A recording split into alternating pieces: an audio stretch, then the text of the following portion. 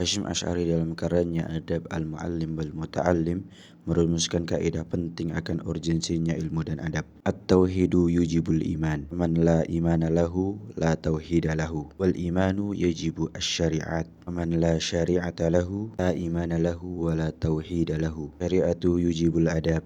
Faman la adaba lahu la syari'ata lahu wa la imana lahu wa la tauhida lahu. At-tauhid mewajibkan wujudnya iman. Barang siapa tidak beriman, ia tidak bertauhid, dan iman yang mewajibkan syariat, maka barang siapa yang tidak ada syariat padanya, ia tidak memiliki iman dan tidak bertauhid. Dan syariat mewajibkan adanya adab, maka barang siapa yang tidak beradab, pada hakikatnya tiada syariat, tiada iman, dan tiada tauhid padanya. Pentingnya ilmu dan adab dalam tradisi intelektual Islam telah mendorong perhatian para ulama salaf untuk melahirkan sebuah karya abadi tentang konsep ilmu dan adab dengan kajian yang mendalam dan komprehensif. Misalnya Imam Al-Bukhari menulis tentang adab Al-Mufrad, Ibnu Sahun menulis Risalah Adab Al-Muallim, Rumani menulis tentang adab Al-Jadal, Al-Qabisi menulis tentang Risalah Al-Mufasilah li Ahwali Al-Muta'allim wa Ahkami Al-Muallim wal Muta'allim. Al-Mawardi menulis tentang adab ad-dunya wad-din dan adab al-wazir. Al-Khatib al-Baghdadi menulis tentang al-faqih wa al-mutafaqqih. Al-Ghazali menulis tentang al-ilm, Fatihah al-ulum, dan dalam Ihya ul-ulum ad-din. Sam'ani menulis tentang adab al-imla wal istimla. Nasir ad-Dinu at-Tusi menulis kitab adab al-muta'allim. Az-Zarnuji menulis tentang Ta'lim al-Muta'allim. Muhyiddin An-Nawawi menulis tentang adab ad-daris wal mudarris. Ibnu Jama'ah menulis Tadhkiratu as-sami wal mutakallim fi adabil alim wal muta'allim. Syirazi menulis tentang adab al-bahs. Abdul Latif al-Maqdisi menulis tentang Syifa'u al-Muta'allim fi adabi al-Muta'allim. Al-Marsifi menulis tentang Ahsanu at-Tilab fima yalzam asy-syekh wal al-mudarris minal adab. Ibnu Hajar al-Hasyami menulis Tahrirul Maqal fi adabi wa ahkami wa fawaidi fahtaj ilaiha mu'addib al-atfal. Al-Almawi menulis Al-Mu'id fi adabi al-mufid wa al-mustafid. Badr ad-Dinu al-Ghazi menulis tentang ad-dur an-nadid fi adabi al-mufid wa al-mustafid. Ashtarabazi menulis tentang adab al-munazarah.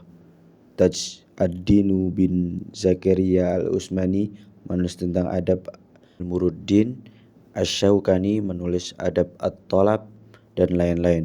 Dari kajian para ulama tersebut disimpulkan bahwa adab memiliki peran sentral dalam dunia pendidikan. Tanpa adab, dunia pendidikan berjalan tanpa ruh dan makna.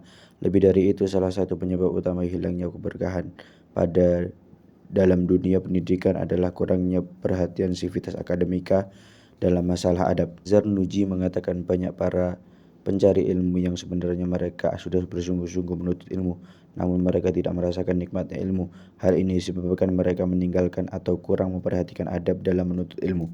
Oleh karena itu, adab harus menjadi perhatian utama bagi para pencari ilmu, agar ilmu yang didapat kelak bermanfaat dan mendapatkan keberkahan.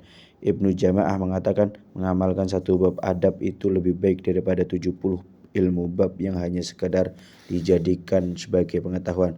Artinya ilmu sedikit diiringi dengan adab itu lebih baik daripada ilmu yang banyak tapi kosong dari adab.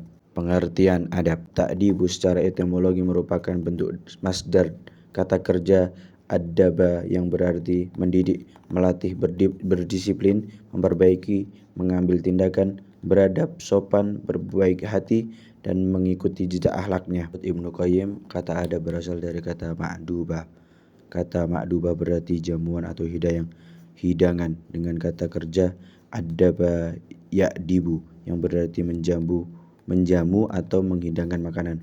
ta'amu alladhi yajtami'u alaihi nas. Kata adab dalam tradisi Arab kuno merupakan simbol kedermawanan, di mana al-adib, pemilik hidangan, mengundang banyak orang untuk duduk bersama menyantap hidangan di rumahnya, sebagaimana yang terdapat dalam perkataan Torofah bin Abdul Bakri al-Wai'ili, nahnu fi masyattati nad'u jafla la taral adab fina muntafiru. Pada musim paceklik, musim kesulitan pangan, kami mengundang orang-orang ke perjamuan maka, dan engkau tidak akan melihat para penjamu dari kalangan kami memilih orang yang diundang. Kemudian kata ini berkembang seiring dengan perkembangan peradaban Islam sebagai sebuah simbol nilai agung yang ada pada dalam Islam. Hal itu bisa kita lihat dalam hadis berikut ini yang menjelaskan kata adab sebagai hidangan yang di dalamnya syarat dengan nilai. Nah, hadzal Qur'ana ma'dabatullahi fil ardi ta'allamu min ma'dabatihi. Sungguhnya Al-Quran ini adalah hidangan Allah Subhanahu wa ta'ala di muka bumi. Oleh karena itu belajarlah kalian pada sumber peradabannya.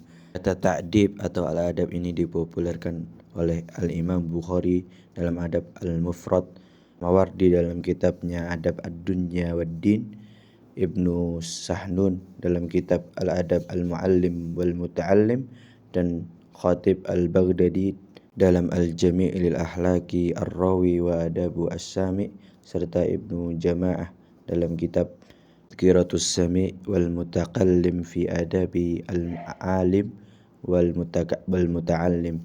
Sementara itu kata adab juga sering dipakai dalam hadis untuk menunjuk kata pendidikan. Hal itu disebagaimana sabda Nabi sallallahu alaihi wasallam berikut ini. Adabani Rabbi fa ahsana ta'dibi.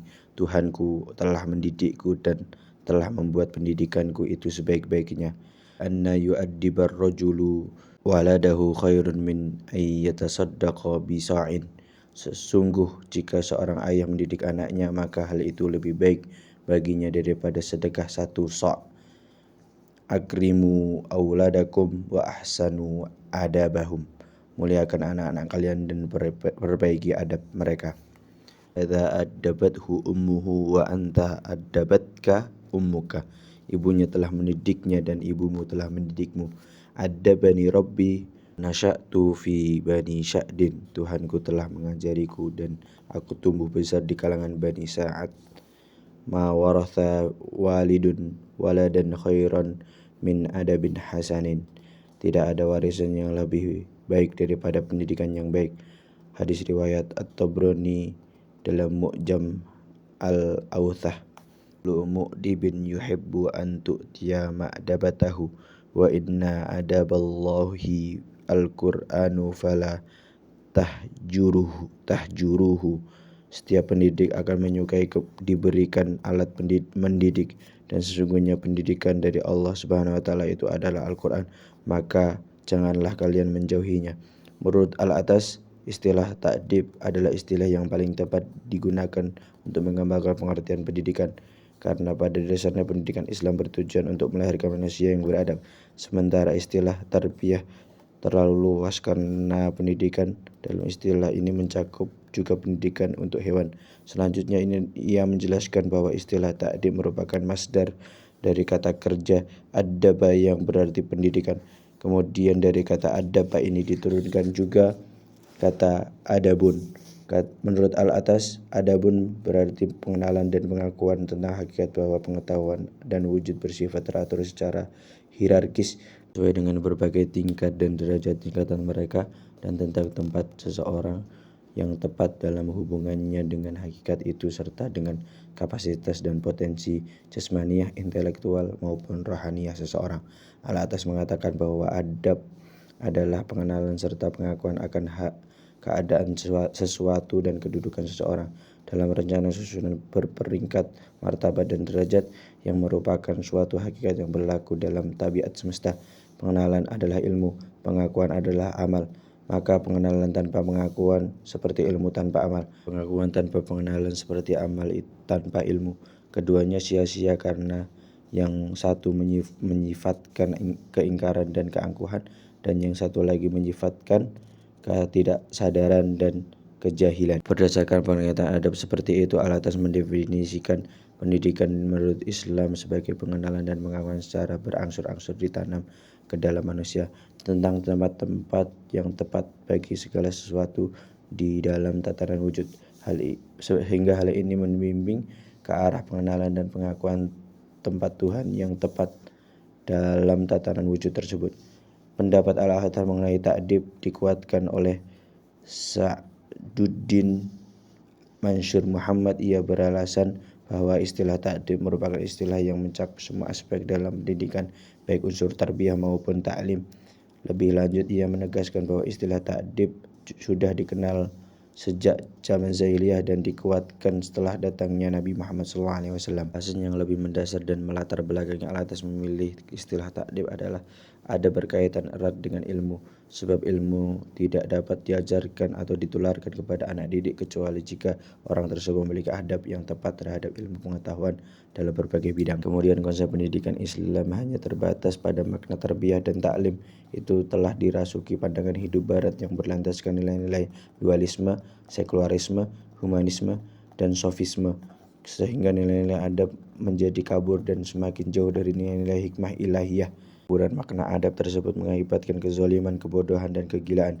Kezaliman yang dimaksud di sini adalah meletakkan sesuatu tidak pada tempatnya, sementara kebodohan adalah melakukan cara yang salah untuk mencapai hasil tujuan tertentu, dan kegilaan adalah perjuangan yang berdasarkan tujuan dan maksud yang salah. Istilah adab juga merupakan salah satu istilah yang identik dengan pendidikan akhlak. Bahkan Ibnu Qayyim berpendapat bahwa adab adalah inti dari akhlak karena di dalamnya mencakup semua kebaikan. Jima' khisal al-khair. Lebih dari itu, konsep adab ini pada akhirnya berperan sebagai pembeda antara pendidikan karakter dan pendidikan akhlak. Orang berkarakter tidaklah cukup karena pendidikan karakter hanya berdimensi pada nilai-nilai dan norma-norma kemanusiaan saja makhluk, tanpa memperhatikan dimensi ketauhidan ilahiyah khalik, hingga orang berkarakter belum bisa disebut berakhlak.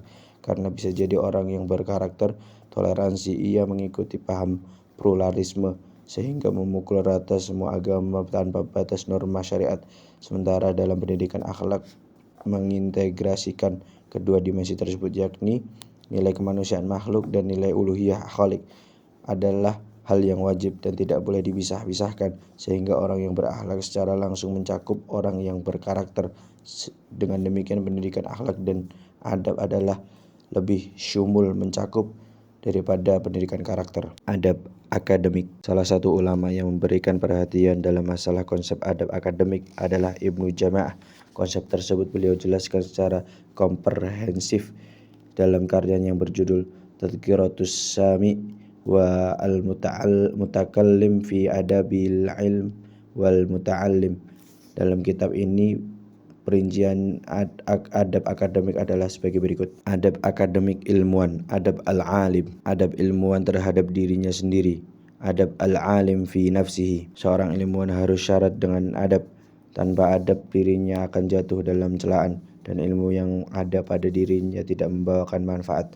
Oleh karena itu, adab merupakan hal yang amat penting dan harus diperhatikan oleh setiap ilmuwan agar ilmu yang dimilikinya menjadi penghias kebaikan dan teladan bagi kehidupan. Adab ini secara keseluruhan akan menjadi pilar dan mengantarkan ilmuwan ke dalam derajat keagungan, sebagaimana yang telah ditegaskan oleh Allah Subhanahu wa taala dalam surat Al-Mujadilah ayat 11, fa'illahul ladzina amanu minkum walladzina utul ilma darajat. Allah mengangkat orang-orang yang beriman dan berilmu berapa derajat di antaramu, beberapa derajat.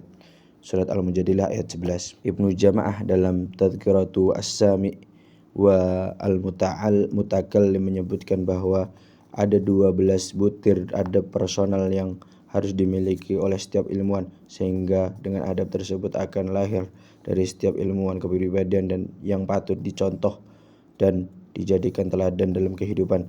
Adab tersebut adalah sebagaimana berikut. Senantiasa mendekatkan diri kepada Allah Subhanahu wa taala dan merasa diawasi olehnya. Muqarabatullah, baik ketika sendirian maupun di ramaian. Dengan demikian akhlaknya akan tetap terjaga, baik lisannya, perbuatannya, pemikirannya, dan pemahamannya serta amanah keilmuannya.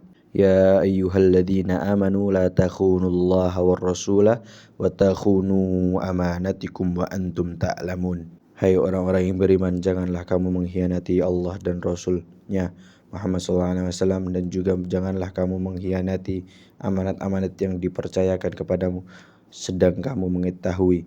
Quran Surat Al-Anfal ayat 27. Ayat ini ditafsirkan oleh Ibnu Jama'ah sebagai dengan muqarabatullah, seorang ilmuwan yang tidak akan berperilaku khianat atas ilmu yang diamanahkan kepadanya, karena khianat ilmu berarti sama dengan mengkhianati Allah dan Rasul-Nya. Ibnu Jama'ah berdalil bahwa ilmuwan ulama adalah pewaris para nabi dan rasul. Para ulama adalah pewaris nabi, dan para nabi tidak mewariskan dinar maupun dirham, mereka hanya mewariskan ilmu. Maka barang siapa yang mengambilnya, maka ia telah mengambil bagian yang banyak. Hadis riwayat At-Tirmidzi. Hendaknya setiap ilmuwan memelihara ilmunya sebagaimana para ulama salaf memeliharanya. Artinya ia senantiasa menjaga ilmunya agar tidak jatuh ke dalam hal-hal yang rendah dan hina, seperti menukar ilmu dengan segala hal yang bersifat materi duniawi, sehingga dirinya terhalang dalam menyampaikan kebenaran, karena kebenaran yang ada pada ilmunya telah digadaikan dengan dunia. Hendaknya setiap ilmuwan berperilaku zuhud dalam urusan duniawi. Artinya dirinya tidak menggantungkan ilmunya pada kepentingan duniawi. Dunia hanya sebagai sarana penunjang keilmuannya, bukan tujuan akhir dalam kehidupannya. Hendaknya setiap ilmuwan tidak menjadikan ilmunya sebagai alat yang untuk mencapai kepentingan duniawi berupa jabatan, kekayaan, popularitas, dan atau untuk bersaing dengan orang lain. Dengan demikian dirinya akan terhindar dari sifat tamak terhadap dunia, dan semua itu akan menjatuhkannya dalam kehinaan. Hendaknya setiap ilmuwan menghindari segala prosesi atau tempat-tempat yang secara syariat dan adat dipandang kurang bermartabat, seperti profesi sebagai tukang kebekam, tukang cuci, dan sejenisnya, dan juga menjauhi tempat judi dan tempat maksiat lainnya. Hal itu untuk menghindari praduga-praduga negatif yang menjatuhkan martabat muruah ilmuwan. Hendaknya setiap ilmuwan menjaga syiar-syiar keislaman, seperti melazimkan sholat secara berjamaah di masjid, menyebarkan salam, beramal ma'ruf nahi mungkar, sabar dan santun dalam bersikap. Demikian juga termasuk sebagian syiar adalah berpegang teguh terhadap sunnah dalam bersikap dan menjauhi segala macam bid'ah. Semua itu tidak akan melahirkan citra positif terhadap diri ilmuwan dan ilmu yang diembannya. Hendaknya setiap ilmuwan menjaga amalan-amalan sunnah, baik yang berupa ucapan maupun perbuatan, seperti rutinitas membaca Quran beserta renungan maknanya, menjaga sholat-sholat sunnah, puasa-puasa sunnah, qiyamul lail, berzikir, bersolawat, bertasbih. Demikian itu akan menambah kekuatan rohani pada dirinya ilmuwan tersebut, sehingga teguh pendiriannya dalam mengemban amanah ilmunya. Hendaknya setiap ilmuwan memiliki loyalitas yang tinggi terhadap masyarakat, memperlakukan mereka dengan akhlak yang mulia, seperti berwajah ceria saat berjumpa orang lain, menyebarkan salam, peduli sosial, membantu orang yang sedang kesusahan, pandai berterima kasih, membela orang yang tertindas, lembah lembut terhadap fakir miskin, dan bekerja sama dengan kebajikan. Hendaknya setiap ilmuwan mensucikan diri dalam segala hal bentuk akhlak tercela dan menghiasi dirinya dengan akhlak terpuji, baik lahir maupun batin. Oleh karenanya seorang ilmuwan harus mengosongkan dirinya dari sifat-sifat iri hati, pemarah, menipu, takabur, pamer, mencari popularitas, sum'ah, persaingan duniawi, dusta, kikir.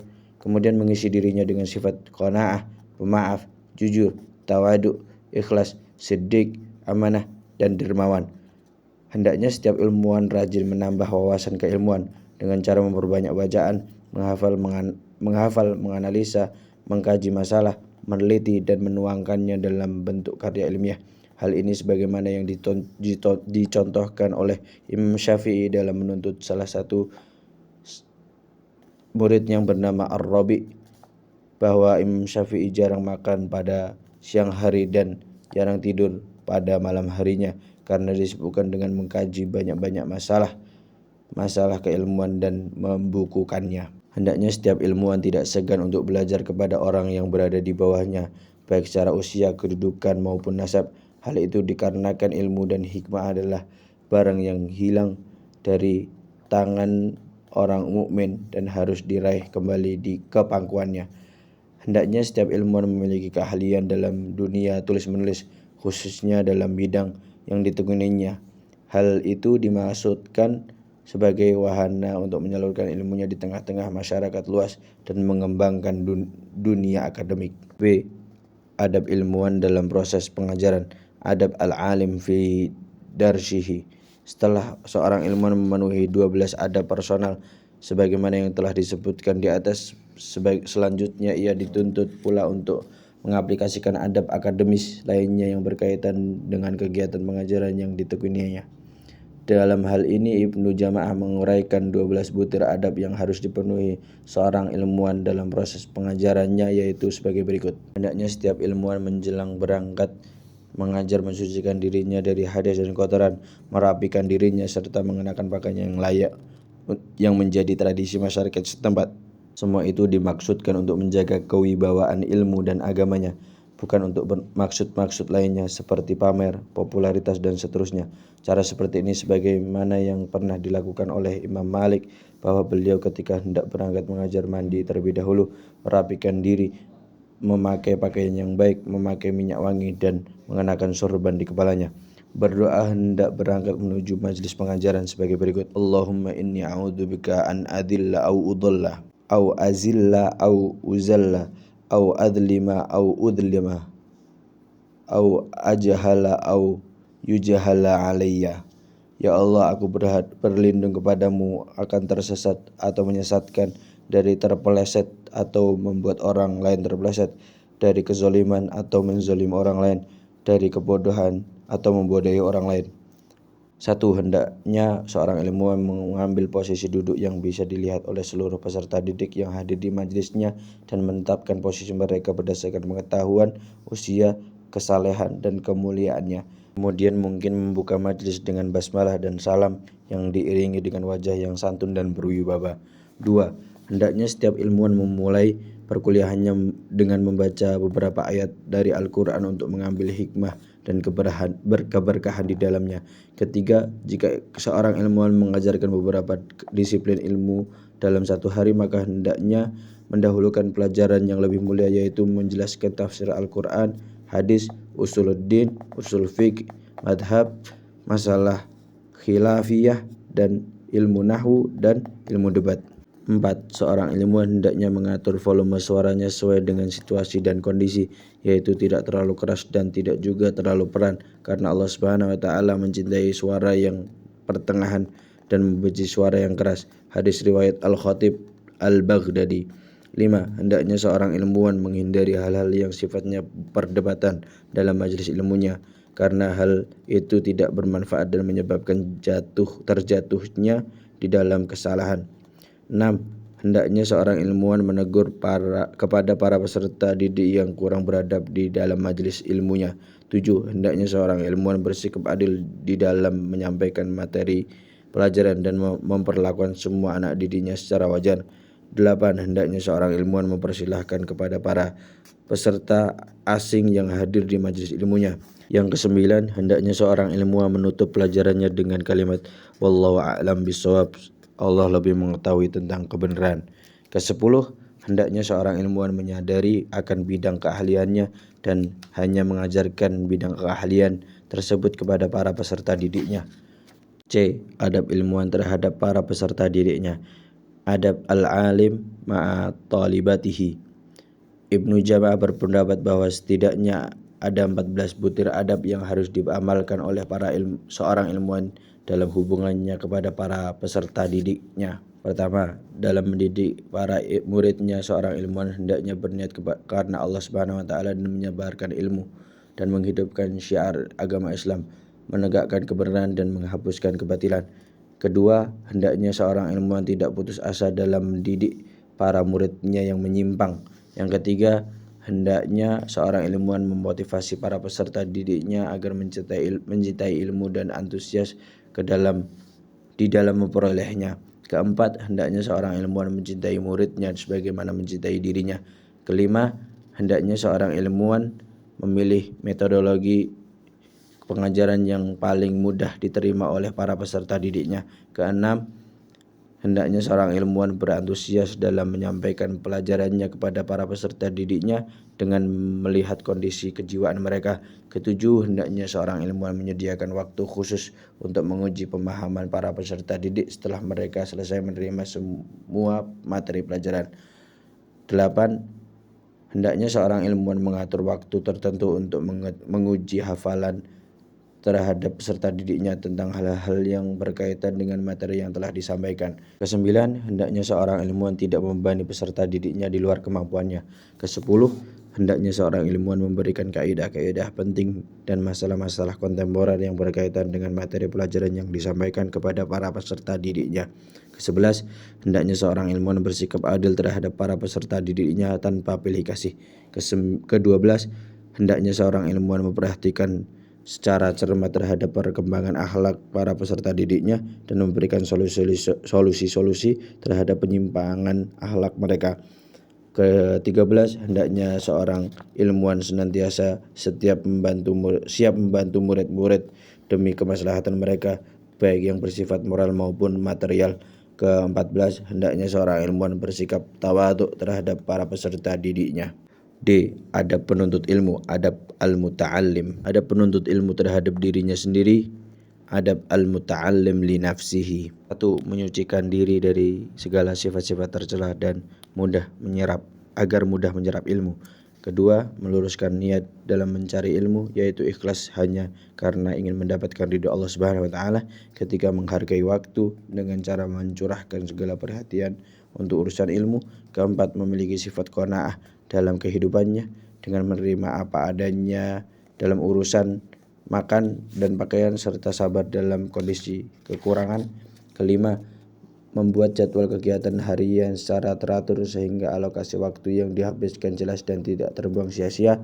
Keenam, hendaknya memperhatikan makan yang dikonsumsi harus dari yang halal dan tidak terlalu kenyang sehingga tidak berlebih-lebihan, karena makan haram dan mengkonsumsi secara berlebihan menyebabkan terhalang dari ilmu. Ketujuh, bersifat wara', yaitu menjaga diri segala yang sifatnya subhat dan syahwat hawa nafsu. Yang kedelapan, menghindari diri dari segala makanan yang dapat menyebabkan kebodohan dan lemahnya hafalan seperti apel, asam, dan cuka. Yang kesembilan, mengurangi waktu tidur karena terlalu banyak tidur dapat menyia-nyiakan usia dan terhalang dari faedah. Yang kesepuluh, menjaga pergaulan, yaitu hanya bergaul dengan orang-orang yang saleh yang memiliki antusias dan cita-cita tinggi dalam ilmu, dan meninggalkan pergaulan dengan orang yang buruk akhlaknya karena hal itu berdampak buruk terhadap perkembangan ilmunya. Adab penuntut ilmu terhadap gurunya, adab al-muta'allim ma'a syaihihi. 1. Memilih guru yang berkualitas baik dari segi keilmuan dan akhlaknya. Kedua, menaati perintah dan nasihat guru sebagaimana taatnya pasien terhadap dokter spesialis.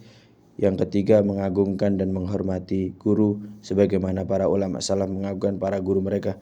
Sebagai contohnya adalah apa yang pernah dilakukan oleh Imam Syafi'i terhadap gurunya Imam Malik, di mana beliau membuka buku pelajarannya secara perlahan-lahan agar tanpa terdengar suara lembaran kertas karena mengagungkan gurunya dan agar tidak mengganggu konsentrasi gurunya yang sedang melangsungkan pengajarannya. Bahkan di antara ulama salaf yang bersedekah terlebih dahulu sebelum berangkat majelis gurunya seraya berdoa, "Ya Allah, tutupilah aib guruku dan jangan engkau halangi keberkahan ilmunya untukku." Keempat, menjaga hak gurunya dan mengingat segala jasa-jasanya sepanjang waktunya dan setelah wafatnya, seperti mendoakan kebaikan bagi sang guru dan menghormati keluarganya. Kelima, sabar terhadap perlakuan kasar atau akhlak yang buruk dari gurunya. Jika hal seperti ini terjadi pada dirinya, hendaknya ia bersikap lapang dada dan memaafkan serta tidak berlaku suudzon kepada gurunya tersebut. Keenam, menunjukkan rasa terima kasih yang tak terhingga kepada gurunya yang telah mengasuhnya dalam naungan keilmuan. Ketujuh, meminta izin terlebih dahulu kepada guru jika ingin mengunjunginya atau duduk di majelisnya. Kedelapan, hendaknya duduk dengan sopan di hadapan guru. Ibnu Jamah mencontohkan duduk sopan tersebut dengan cara duduk bersila dengan penuh tawadhu, tenang, diam, sedapat mungkin mengambil posisi terdekat dengan guru, penuh perhatian terhadap penjelasan guru, tidak dibenarkan menoleh ke sana kemari tanpa keperluan yang jelas, dan seterusnya. Kesembilan, berkomunikasi dengan guru secara santun dan lemah lembut. Kesepuluh, ketika guru menyampaikan suatu pembahasan yang telah didengar atau sudah dihafal oleh murid, hendaknya ia tetap mendengarkannya dengan penuh antusias dan seakan-akan dirinya belum pernah mendengar pembahasan tersebut. Ke-11, penuntut ilmu tidak boleh terburu-buru menjawab atas pertanyaan, baik dari guru atau para peserta lainnya, sampai ada isyarat dari guru untuk menjawabnya. Ke-12, dalam hubungan membantu guru, hendaknya sang murid melakukannya dengan tangan kanan. Yang ke-13, ketika bersama dengan guru dalam perjalanan, hendaknya murid berlaku sopan dan senantiasa menjaga keamanan serta kenyamanan perjalanan sang guru. Adab penuntut ilmu terhadap pelajarannya. Adab al-muta'allim fi durusihi. 1. Hendaknya para penuntut ilmu memulai pembelajarannya dengan mempelajari Al-Quran terlebih dahulu secara baik di tilawah maupun penafsirannya. Hal itu karena Al-Quran adalah pondasi dasar dan pusat semua ilmu. Setelah itu baru belajar disiplin ilmu yang lainnya. Kedua, bagi para penuntut ilmu yang masih dalam tingkatan pemula, hendaknya menghindari masalah-masalah khilafiyah, perbedaan madhab, atau masalah-masalah perdebatan pemikiran dan masalah-masalah yang rumit lainnya. Hal itu karena dapat membingungkannya dan dapat menjadikannya jenuh. Ketiga, hendaknya para penuntut ilmu memperbaiki bacaan terlebih dahulu sebelum menghafalkannya, karena bacaan yang salah akan berdampak buruk pada rangkaian pemahaman dan penghafalan. Sehingga hal itu dapat menjatuhkannya ke dalam penyimpangan. Ke-8, hendaknya sedini mungkin mempelajari hadis dan ilmu-ilmu yang berkaitan dengannya, seperti ilmu mustalahul hadis dan ilmu tahriju al-hadis. Yang kelima, hendaknya memperdalam secara intensif masalah-masalah yang rumit setelah dapat mengkaji masalah-masalah yang sederhana. Yang keenam, hendaknya senantiasa mulazamah guru dan tidak boleh absen dari majelis, sehingga tidak tertinggal dalam berbagai masalah-masalah keilmuan. Ketujuh, ketika hadir di majelis ilmu, hendaknya mengucapkan salam kepada seluruh para peserta yang sudah hadir di sana dengan suara yang dapat didengar oleh mereka dan menambahkan kekhususan penghormatan kepada guru. Yang ke-8, senantiasa menjaga adab majelis selama pelajaran berlangsung. Ke-9, penuntut ilmu tidak boleh malu bertanya tentang masalah yang belum dapat dipahami dan menjaga adab ketika mengajukan pertanyaan. Yang ke-10, menjaga giliran sesuai dengan antriannya sehingga tidak mendahului orang lain kecuali dengan persetujuan mereka. Ke-11, duduk di hadapan guru dengan sopan dan santun. Ke-12, ketika tiba gilirannya untuk membaca, hendaknya ia memulai dengan basmalah, bersalawat kepada Nabi SAW, kemudian mendoakan guru, orang tua, dan hadirin. Setelah itu ia membaca pelajaran yang harus ia baca. Yang ke-13, penuntut ilmu hendaknya mendorong teman-temannya untuk senantiasa berantusias dalam proses pencarian ilmu, karena itu dapat menghilangkan rasa malas dan mewariskan sifat istiqomah dalam belajar ilmu. Adab penuntut ilmu terhadap buku sebagai alat ilmiah. 1. Hendaknya para penuntut ilmu berupaya keras untuk memperoleh buku yang dibutuhkan dengan cara membeli, menyewa, atau meminjam. Kedua, jika penuntut ilmu meminjam buku, hendaknya buku tersebut dimanfaatkan dengan baik dan menjaganya agar tidak rusak dan mengembalikannya tepat pada waktunya. Ketiga, ketika membaca buku, hendaknya buku tidak dibiarkan berhamburan di lantai dan terhampar secara berlebihan. Yang keempat, hendaklah sebelum membaca buku dipastikan terlebih dahulu kesahihan buku tersebut. Kelima, hendaknya ketika ia membaca buku dirinya dalam keadaan suci dari hadas dan suci pakaian dan tempat dan menghadap kiblat. Keenam, hendaknya bagi penuntut ilmu perbaiki khat tulisannya agar mudah dibaca dan dipahami. Ketujuh, hendaknya bagi penuntut ilmu memastikan kesahihan rujukan yang ia ambil dari sebuah kitab. Kedelapan, hendaklah penuntut ilmu memberikan catatan penjelas, catatan kaki agar mudah memberikan keterangan dan sumber rujukan. Hendaklah Kesembilan, hendaklah bagi penuntut ilmu memberikan penjelasan kalimat yang dianggap sulit dalam memahaminya. Kesepuluh, hendaklah bagi penuntut ilmu memberikan susunan penulisan secara tertib dimulai dengan bab, pasal, dan cabang pembahasan. Kesebelas, hendaklah bagi penuntut ilmu melakukan perbandingan antara terbitan buku yang satu dengan terbitan yang lain sehingga dapat diketahui kekurangan dan kelebihan naskah buku tersebut.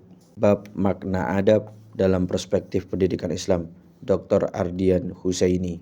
Pendahuluan. Dalam Kamus Besar Bahasa Indonesia 1988 dan Kamus Umum Bahasa Indonesia 1976 susunan WJC Purwadarminta, kata adab didefinisikan sebagai kesopanan, kehalusan, dan kebaikan budi pekerti dan akhlak, sedangkan beradab diartikan sebagai sopan, baik budi bahasa, dan telah maju tingkat kehidupan lahir dan batinnya. Sedangkan Kamus Besar Bahasa Melayu Utusan mengartikan kata adab dengan sopan, lawan kata dari biadab.